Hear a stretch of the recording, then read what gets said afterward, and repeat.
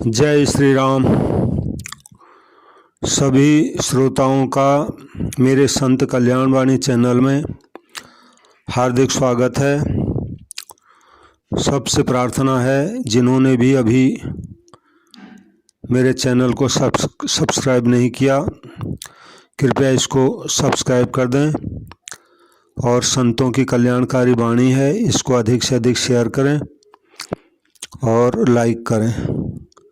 आज पूज्य ब्रह्मलीन श्रद्धेय स्वामी राम सुखदास जी महाराज जी के जो प्रवचन हैं साधकों के लिए, तो साधकों के प्रति का चौथा भाग मैं आपके सामने रख रहा हूँ। ये चौथा भाग मतलब ये कोई अलग एक ही चीज़ के भाग नहीं है, अलग अलग समय के दिए हुए अलग अलग प्रवचन हैं। तो भाग तो इसलिए कह रहा हूँ ताकि मैं इनको अलग अलग इनकी वीडियो बना रहा हूँ, इसलिए।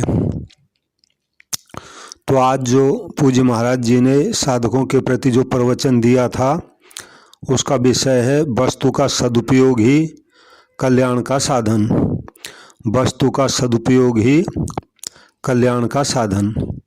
तो पूज्य महाराज श्री इस संबंध में कहते हैं, परमात्मा ही एक ऐसा तत्व है जो उसे चाहे उसको मिल जाए। धन संपत्ति, वैभव, मान, आदर, निरोगता आदि चाहने से मिल ही जाए, यह नियम नहीं है। परमात्मा केवल चाहने से मिलते हैं, यानी चाहना मात्र हो जाए तो परमात्मा मिल जाते हैं और कोई कर्म करने की ज़रूरत नहीं है। धन आदि पदार्थ चाहने पर, उद्योग करने पर और प्रारब्ध का संयोग होने पर मिल सकते हैं, पर सबको एक समान वो भी नहीं मिल सकते। जबकि परमात्मा सबको पूरे के पूरे और एक समान मिल सकते हैं, क्योंकि परमात्मा सबके अपने हैं, उन पर सबका बराबर अधिकार है। ममय वांसो जीवलोके जीवभूतः सनातनः, श्रीमद् भगवद गीता के 15वें अध्याय का 7वां श्लोक है ये। तो महाराज जी कहते हैं, भगवान ने इस श्लोक में सब जीवों को अपना अंश बतलाया है। जीव परमात्मा का साक्षात अंश है, अर्थात परमात्मा के साथ सबकी तात्विक एकता है। इसलिए परमात्मा पर सबका पूरा का पूरा हक लगता है।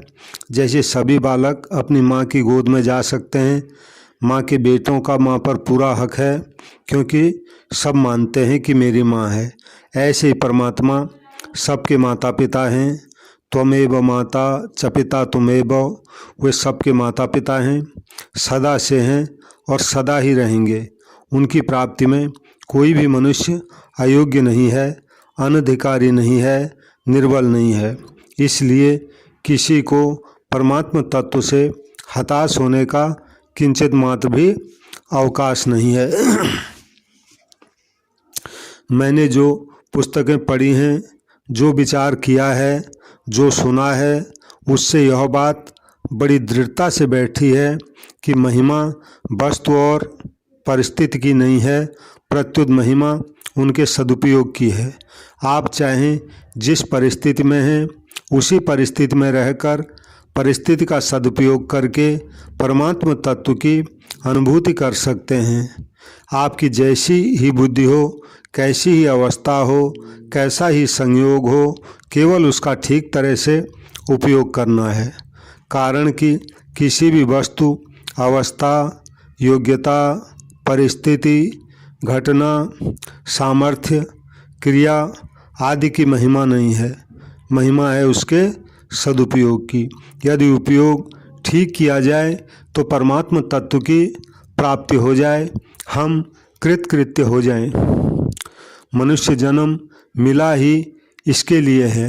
यदि भगवत प्राप्ति किसी विशेष परिस्थिति के अधीन होती, तब तो एकाध कोई सा मनुष्य ही भगवत प्राप्ति कर पाता, परंतु भगवत प्राप्ति किसी विशेष परिस्थिति के आश्रित नहीं है। हम जहाँ और जैसी परिस्थिति में हैं, वहाँ ही और उसी परिस्थिति में ही उसका सदुपयोग करके भगवत प्राप्ति कर सकते हैं, यानी कोई विशेष परिस्थिति की ज़रूरत नहीं है। जो भी परिस्थिति हमें प्राप्त है उसी में ही भगवान की प्राप्ति हो सकती है, ये मतलब हुआ। भगवान की यह कितनी दयालुता है कि उन्होंने ऐसा मनुष्य शरीर देकर सबके लिए अपने आप को सुलभ कर दिया है। कब हुक कर करुणा नर देही, देत ईश बिनु हेतु सनई है। हेतु सनेही रामचरितमानस के उत्तरकांड का 44वें दोहे की छठी चौपाई है। बिना हेतु कृपा करने वाले भगवान ने मनुष्य शरीर दिया है, यह दिया है केवल भगवत प्राप्ति के लिए। तो क्या भगवान की कृपा निष्फल होगी? भगवान की कृपा कभी निष्फल नहीं होती। हाँ, भगवान ने मनुष्य को स्वतंत्रता दी है। अब इस स्वतंत्रता का यह सदुपयोग कर सकता है और दुरुपयोग भी कर सकता है। यह चाहे तो परमात्मा तत्व की प्राप्ति करके अपना कल्याण कर ले, अथवा 84 लाख योनियों में नरकों में भटकता रहे। यह चाहे तो फिर मनुष्य जन्म में चला जाए, चाहे तो स्वर्ग आदि लोगों में चला जाए, यह इस मनुष्य की इच्छा पर है। भगवान ने इसको स्वतंत्रता दी है केवल कल्याण के लिए, परंतु मनुष्य इसका दुरुपयोग करके जब नरकों में चला जाता है तब भगवान को इस पर बड़ा तरस आता है। इस बात को भगवान ने गीता जी के 16वें अध्याय के 20वें श्लोक में कहा है माम प्राप्येव कौन्तेय ततो यान्त्य धमांगतिम। माम प्राप्येव कौन्तेय ततो यान्त्य धमांगतिम, मतलब मुझे न प्राप्त करके अधम गति में चले जाते हैं। यहाँ नरकों की प्राप्ति की बात चल रही है। कहने का तात्पर्य है कि परिस्थिति आदि के सदुपयोग का कितना महत्व है, यह बहुत ही दुर्लभ बात है। यदि यह समझ में आ जाए तो प्रत्येक परिस्थिति का सदुपयोग करके मनुष्य अपना कल्याण कर सकता है। परमात्मा तत्व की प्राप्ति के लिए हमारे मन लगन लग जाए कि वह हमें कैसे प्राप्त हो जाए, क्या करूं, कहाँ जाऊं। इस प्रकार की लगन लगने से परमात्मा की प्राप्ति बहुत शीघ्र होती है। रामायण में आया है, एक बान करुणा निधान की, सो प्रिय जाके गति न आने की। श्री रामचरितमानस के अरण्य कांड के 10वें दोहे की 8वीं चौपाई है। भगवान का यह स्वभाव है, उन्हें बान पड़ी हुई है कि जिसका दूसरा कोई सहारा नहीं होता उसका सहारा भगवान होते हैं।